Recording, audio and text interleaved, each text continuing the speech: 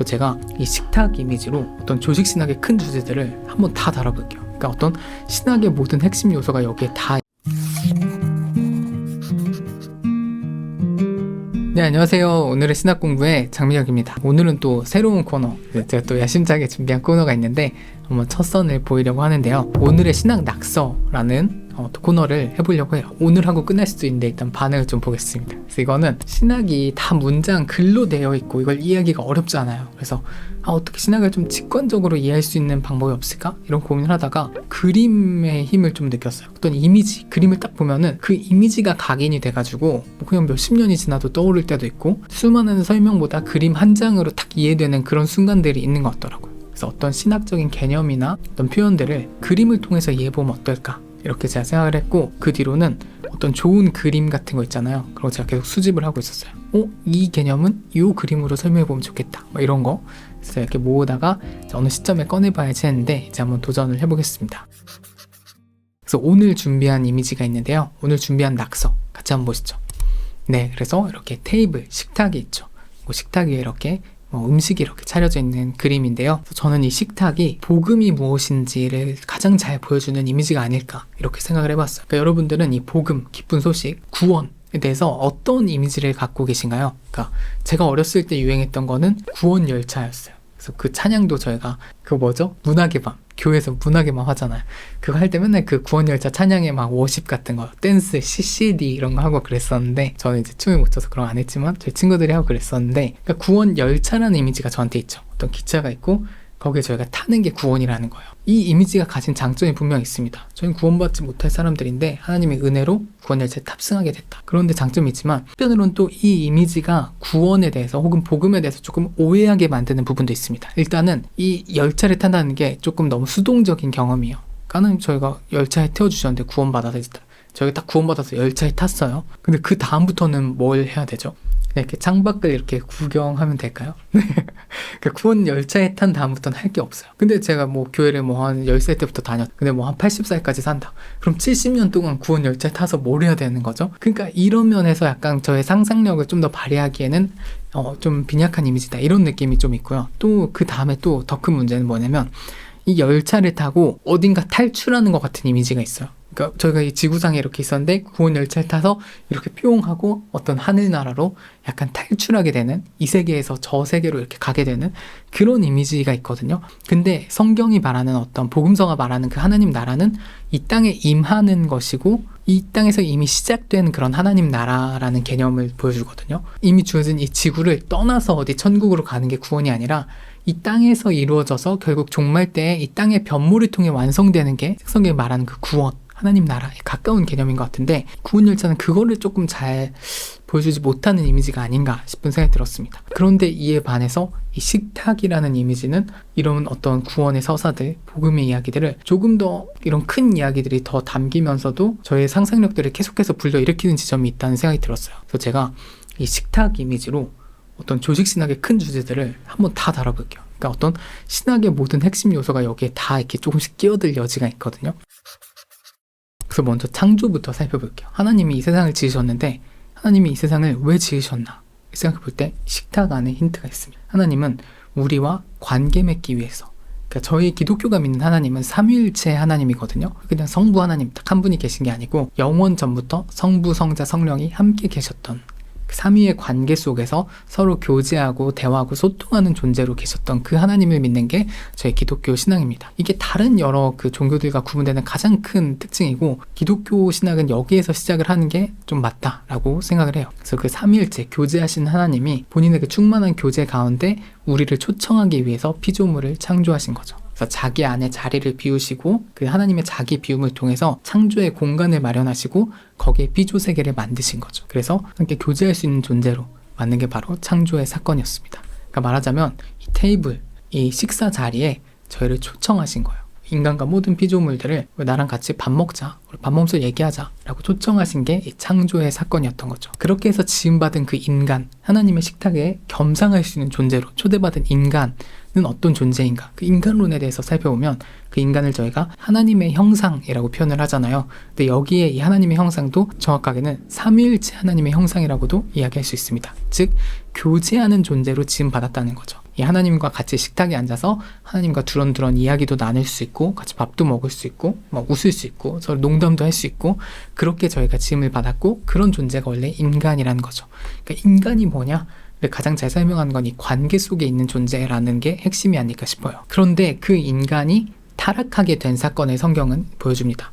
그럼 그 타락, 죄는 무엇인가는 결국엔 이 관계가 단절되었다라는 걸 의미하는 거죠. 이렇게 식탁에 두런두런 앉아서 함께 얘기하는 존재였는데 어느 시점에 인간이 그 하나님의 초대, 하나님의 관계로의 초대를 거부하고 자리를 박차고 떠나버리는 게 결국 죄의 모습인 거죠. 하나님도 없이 또 이웃 피조물도 없이 그 누구와의 관계도 다 거절하고 자기밖에 모르는 삶으로 나아가는 그 모습이 결국 어떤 죄의 모습인 것 같아요. 그래서 하나님으로부터 멀어지고 또 동료 인간을 죽이고 다른 인간들을 착취하고 다른 피조물들을 착취하는 모습으로 계속해서 나아가는 게 구약성경 곳곳에 나타나고 있습니다. 이거 좀 진짜 배은망덕하잖아요. 하나님으로 그 자기를 닮은 모습으로 해서 심지어 그 하나님이 나랑 겸상할 수 있게 해줄게 해서 이 테이블에 식탁에 우리를 초대를 했는데 그 자리를 박차고 나가서 막 망나니처럼 군 게 인간이에요. 그런 존재를 위해서 하나님이 인간의 몸을 입고 이 땅에 오신 것, 그게 성육신의 사건이고 그 하나님, 그 예수 그리스도가 저희의 죄를 위해 십자가에서 죽으시고 부활하신 그 모든 사건이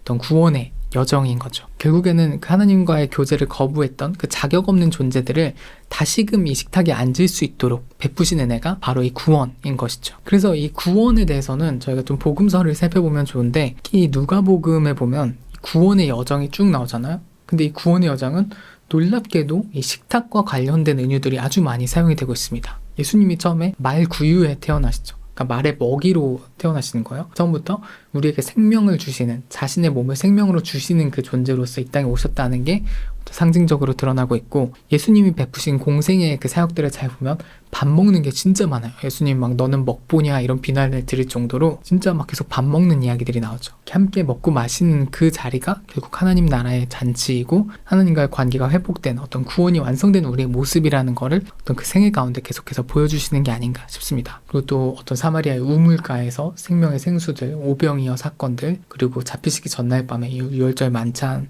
보내시고 또 제자들에게 이제 성찬의 의례를 또 알려주시고, 그리고 십자가에서 죽으시고 부활하신 다음에도 베드로랑 또 뭘 먹고 그런 모습들이 있잖아요.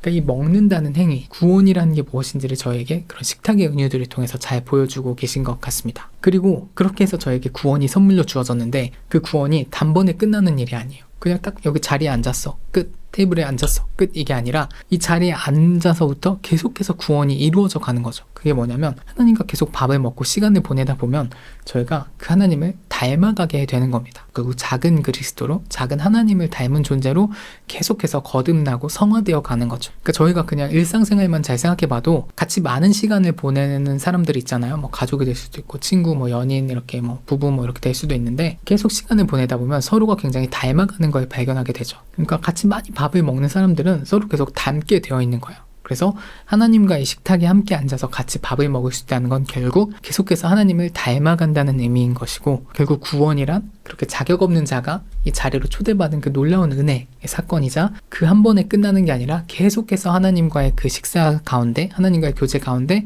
하나님을 닮아가는 그 영원한 과정 속에 놓여 있는 게 아닐까, 그런 생각이 듭니다. 그래서 구원이란 무엇인지 또 이렇게 저희가 식탁의 이미지를 통해서 생각해 볼 수 있었고요. 그런데 이 식탁이 하나님과 나 이렇게 둘만 있는 식탁이 아니라 이렇게 같이 함께 하나님을 믿는 사람들, 하나님을 믿는 자리에 함께 부름을 받은 사람들이 있는 거예요. 그래서 그 사람들이 서로 공동체를 이루는 거죠. 함께 하나님과 함께 밥 먹는 사람들, 뭐 밥 모임이라고도 할 수 있겠죠. 그 사람들이 바로 교회를 이루는 겁니다. 그러니까 결국에 이 식탁에 숟가락 몇 개 더 놓고 의자 더 놓고 사람들이 더 이렇게 둘러 앉아서 교회를 이루게 되는 거죠. 나 혼자만 하나님의 놀라운 구원의 은혜를 누리는 게 아니라 하나님과도 관계 맺고 교제하지만 동료 이웃과도, 이웃 피조물, 이웃 인간들과도, 이웃 사람들과도 함께 교제하면서 서로 공동체를 꾸려서 살아가는 것이 교회다 라는 생각이 듭니다. 그래서 기독교 역사를 보면 교회의 절대적인 표지로 늘 변하지 않는 게 하나 있었어요. 그게 뭐냐면 바로 성찬이죠. 성찬은 예수님이 이제 직접 이렇게 하라고 제정을 해주셨고, 처음 교회가 모였을 때부터 그치지 않았던 것이 성찬입니다. 성찬은 뭐 지금 저희가 이렇게 빵 이렇게 탁 해가지고 이렇게 뭐 종이빵 먹을 때도 있고, 아니 빵 조금 떼가지고 먹을 때도 있지만 초기에는 원래 같이 밥 먹는 식으로 이루어졌다고 얘기를 제가 들었는데요. 함께 그 밥을 먹고 교제하는 그 자리, 그러니까 그런 그 관계 속에서 이 밥 먹는 자리가 어쩌면 하나님 나라의 모습을 가장 잘 보여주는 게 아닌가 싶어요. 하나님 나라는 결국에는 그 가나안 혼인 잔치처럼 어떤 일종의 잔치다. 자격 없는 사람들, 여기 낄 수 없는 사람들이 다 같이 둘러앉아서 서로 기쁘게 즐겁게 이야기하면서 노래하면서 놀면서 배부르게 먹는 거, 그게 잔치고 그게 곧 하나님 나라다라는 걸 보여주는 게 아닌가 싶습니다. 그래서 저희는 성찬을 통해서 예수님의 어떤 희생과 구원과 은혜를 기억함과 더불어서 그 예수님의 자기를 비우심, 자기를 내어주심을 기념하고 우리 역시 그 이웃들에게 어떤 우리의 자리를 내어주고 이 자리로 초청하고 소외받는 이들을 환대하고 어떤 대가나 자격을 따지지 않고 맞아주고 하는 것들이 드러나는 게 이 성찬이 아닌가 싶어요. 그래서 이 교회를 보면 초대교회의 가장 놀라운 점은 벽을 허물었다라는 것에 있죠. 로마라는 그 계급 사회에서 종도 없고 주인도 없고 남자도 없고 여자도 없고 유대인도 없고 헬레인도 없고 모두가 하나가 되어서 한 상에서 서로 겸상할 수 있었다는 것, 함께 밥을 먹을 수 있었다는 것, 그거 진짜 놀라운 일이잖아요. 저희가 뭐 한 100년 전만 해도 한국에서도 남자 여자가 같이 밥을 못 먹고 종과 양반이 이제 따로 밥을 먹고 그런 시대였는데 2000년 전에 그 모든 것을 뛰어넘어서 밥을 먹을 수 있는 공동체가 생겨났다는 건 그게 정말 기적 같은 일이 아닌가. 그게 정말 하나님 나라, 이 땅에 이루어져 온 하나님 나라를 보여주는 사건이 아닌가 싶은데요. 그 어떤 가장 교회다운 모습, 가장 하나님 나라가 담겨있는 그 모습 역시 식탁을 통해서 이루어졌다는 거, 이게 저는 굉장히 의미하는 바가 크지 않나 이렇게 생각을 해봤습니다. 그래서 그 교회가 계속해서 담을 허물고 계속 숟가락 더 놓고 계속 의자 더 놓고 오세요 저희 같이 밥 먹어야 하는 게 결국엔 이 땅에서의 선교이고, 그리고 그 과정 가운데 결국에 마지막 때의 모든 피조물들이 새롭게 변화되고 그 영원한 하나님과의 교제를 누리는 곳으로 이제 참여하게 되는 것, 그게 종말이 아닌가 싶습니다. 그러니까 결국에는 이 식탁이라는 이 이미지 한 장 안에 기독교 복음의 그 큰 이야기가 다 담겨 있는 거죠. 하나님 저희를 창조하시고 인간이 죄를 지었지만 다시금 구원의 은혜를 베푸시고 교회를 세우시고 그 교회를 통해서 하나님 나라를 이뤄가시는 그 이야기가 어쩌면 이 식탁을 통해서 보여질 수 있겠다, 그렇게 생각을 해봤습니다. 그래서 이게 완벽하게 기독교 신학이나 복음을 다 설명한다 이렇게 얘기할 수는 없지만, 저희가 어떤 하나의 이미지를 통해서 이런 신학적인 개념들, 신학적인 서사들, 이야기들을 딱 어떤 하나의 장면으로 떠올리는 데는 좀 도움이 되지 않을까 싶어요. 그래서 여러분도 이제 복음이 뭐야, 구원이 뭐야 이렇게 누군가 물어본다면, 스스로 좀 생각해 본다면 딱 식탁으로 하는 이 설명 이렇게 한번 활용해 보면 어떨까 싶고요. 제가 이제 오늘 한 얘기는 당연히 제가 혼자 지어낸 얘기는 아니고, 먼저는 김호경 교수님의 예수의 식탁 이야기에서 큰 영감을 받았습니다. 그래서 김호경 교수님은 이제 그 누가복음에 나오는 그 식탁, 그 은유들을 특별히 이제 해석을 해서 여러 가지 방식으로 이제 이야기를 풀어서 책을 구성을 하셨는데요. 거기서 이제 좀 더 이 구원과 식탁의 관계에 대해서 초점을 맞춰서 설명을 해주셨고, 저도 그 부분에서 많은 부분을 차용을 하면서 동시에 이게 꼭 구원이라는 그 한 부분뿐만 아니라 창조부터 교회를 거쳐 종말까지 이어지는 큰 이야기까지도 포괄할 수 있겠다. 저는 좀 그렇게 생각을 해서 좀 더 이걸 확장해서 이야기를 해봤고요. 또 저한테 이렇게 식탁의 중요성 아니면 성찬에 대해서 영감을 줬던 책이 윌리엄 윌리몬의 오라 주님의 식탁으로 라는 책이 있어요. 그 책 정말 너무 아름다운 책이고, 또 제가 성찬에 관한 노래도 만든 적이 있는데 여러모로 영감을 많이 받았던 책입니다. 그래서 여러분들도 이제 이 식탁의 은유에 대해서 좀 더 고민해보고 싶으신 분들은 제가 좀 전에 말씀드린 이 두 책 같이 살펴보시면 좋을 것 같고요. 또 주님의 성찬에라는 찬양이 있는데요. 그 찬양의 가사를 잘 살펴보셔도 어떤 이 식탁이 주는, 성찬이 주는 어떤 구원과 부활, 그리고 증인으로서의 삶, 여러 가지 그 신학적 이야기에 대해 조금 더 생각해 보실 수 있을 것 같습니다. 오늘 준비한 내용은 여기까지고요. 저는 또 다음에 좋은 컨텐츠로 돌아오겠습니다. 감사합니다.